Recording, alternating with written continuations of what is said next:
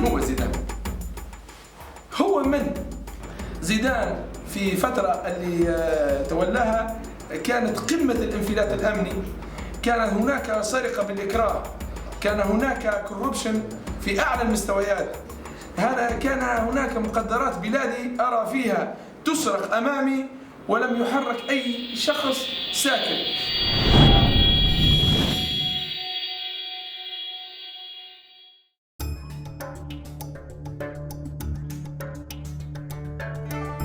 We're driving through Gaddafi's compound in Tripoli. It's massive. He had battalions of troops in here, tanks. Here's one of his two houses. He got attacked by American airstrikes.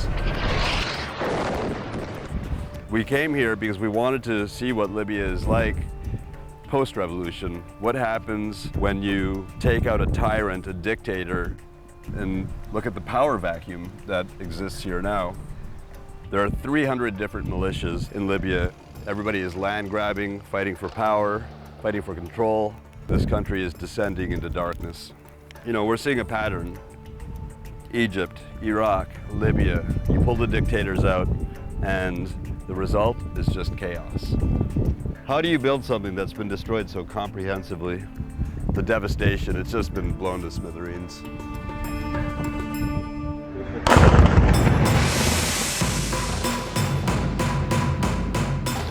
The wave of Arab Spring revolutions reached Libya in early 2011, and before long, escalated into a full-blown civil war.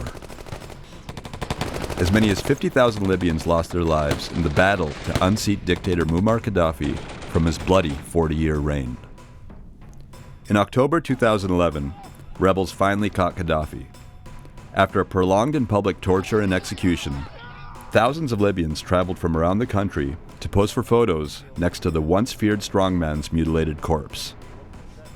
Just 9 months later, Libya held its first national vote in half a century, a step towards stability that won wide praise from the international community. All this seemed to signal a new and hopeful chapter for Libya. But Anas Al-Gamadi, director of Libya's first think tank, says the euphoria wore off quickly. On the fall of Tripoli in August 2011, there were 120,000 people that had been armed. A year and a half after that now, you're looking at anywhere in the region of 240,000 plus. So those numbers have doubled. In that sense, you'd have to ask yourself why it took double that number of people to be armed after a dictator had been defeated. So what are people arming themselves for? Gaddafi was able to contain the natural frictions between Libya's many tribes, ethnicities, and religious groups with an iron fist. But with his death came a mad scramble for power. More than 300 heavily armed militias were slicing Libya up into a patchwork of fiefdoms. And after decades of repressive rule, the militias clearly weren't going to bow down to any form of central government. Yeah! After Libya's landmark elections, a human rights lawyer, Ali Zeidan, was appointed prime minister. ينقى الجيش ويؤسس على أسس عسكرية ليس فيه لا رؤى أيديولوجية ولا دينية ولا عقدية. الجيش جيش محايد حتى يحقق تقدم في الجانب الأمني. Any promise for a new course for Libya evaporated in October 2013.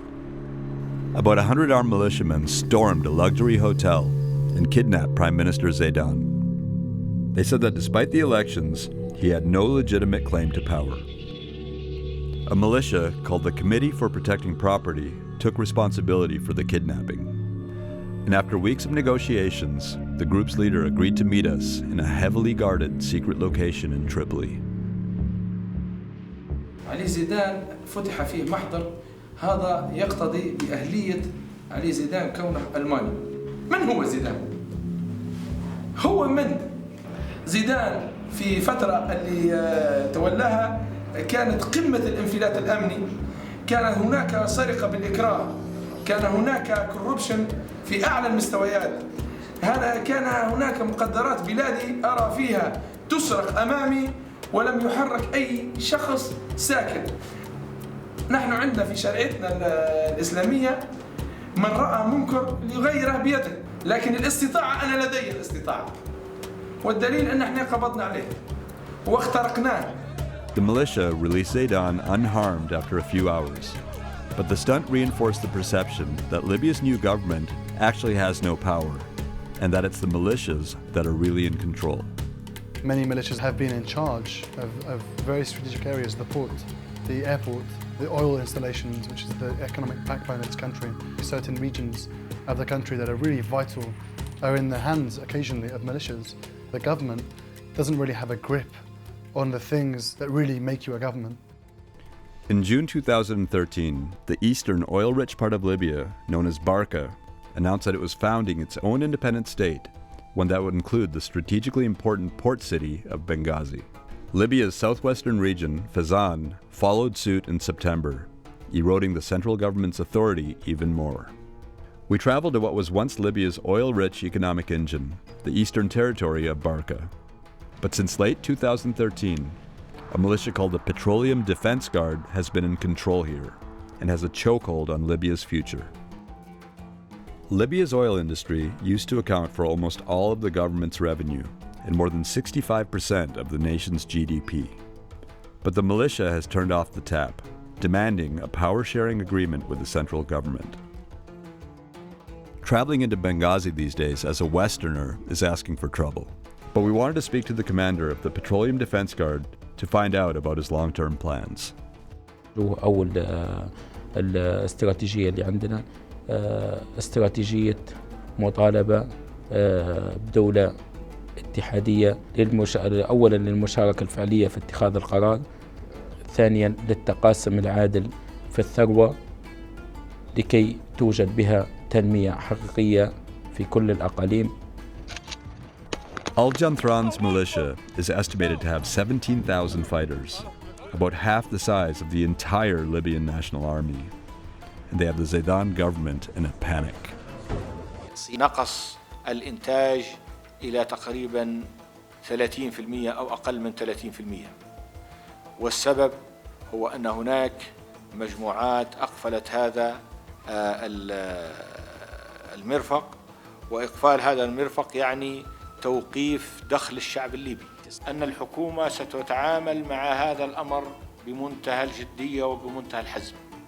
هو اللي نأكدها أن زيدان مثل من قال أرى جعجعة ولا أرى طحين. زيدان كلام مفرغ. القوى الموجودة يصعب اختراقها. قوى عسكرية متجانسة من كافة قبائل إقليم برقة، فكل هذه الروابط كفيلة بأن تخلينا ندافع عن هذه المنشآت كل ما أوتينا من قوة. Without oil revenues, Zeidan's efforts to rebuild Libya have slowed to a crawl. Take Libya's third largest city, Misrata. The city suffered 40 days of artillery, tank, and sniper fire during the revolution. Today, 3 years later, much of the city still lies in ruins. This is a living room, and that was a room for my daughters.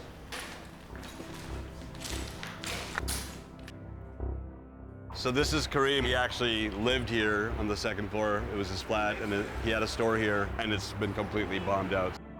Now I have no work, I have no place for my family. The government do something to this problem.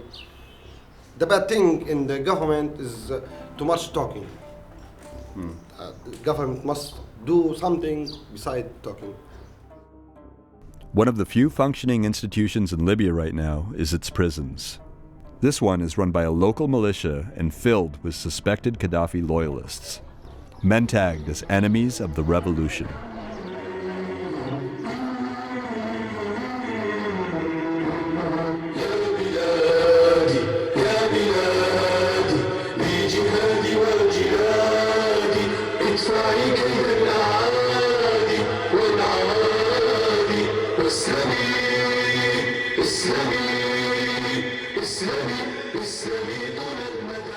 We were forbidden from speaking to any of the prisoners, many of whom face execution.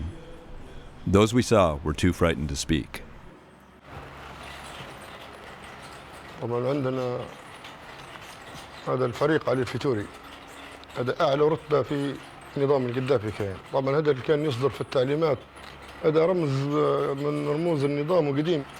بيمس أمن البلاد والله بيخرب، هذا نعتبره زي القذافي وجيش القذافي. هذا بنتحدوه ونموتوا في سبة البلاد زي ما ماتوا اللي قبلنا، ولكن إن شاء الله يعني نتمنى أن تصفى البلاد ويقتنعوا أن ما عادش فيه القذافي مات. The country is now undergoing a national conversation. You know, people are talking because they have so many ideas that they've not been able to express beforehand. Those ideas, they trickle down and become political overnight. And for that reason, many people are wondering whether or not they're going to get their fair share of the revolutionary aspirations, what they fought for. And I think it's easy to agree upon what you don't want, that being Gaddafi. But agreeing upon what you want is a conversation that goes on in this country, as well as many countries in the Arab world. Whilst doing those things and not having an established central power, then a power struggle will occur. خرجنا ضد نظام القذافي ورافضين للفساد اللي كان موجود في نظام القذافي، فلن نرضى بظلم أو فساد من أي نظام. لدينا ما هو كفيل بردع أي قوة تتقدم لاحتلال ثروات شعبنا.